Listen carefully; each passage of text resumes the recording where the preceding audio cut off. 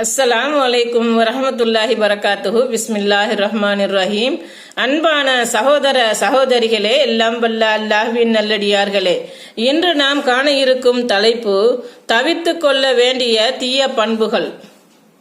மறுமை நாளில் மக்களில் முதன்முதலில் தீர்ப்பு வழங்கப்படுபவர் யாரெனில் இறைவழியில் உயிர் தியாகம் செய்தவரே ஆவார்.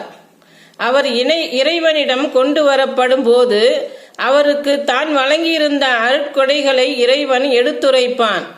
அவற்றை அவர் அறிந்து கொள்வார். பிறகு அந்த அருட்கொடைகளில் நீ எவ்விதம் செயல்பட்டாய் என்று இறைவன் கேட்பான்.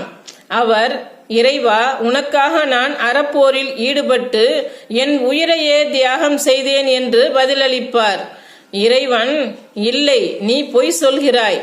நீ எனக்காக உயிர் தியாகம் செய்யவில்லை, மாறாக மாவீரன் என்று மக்களிடையே பேச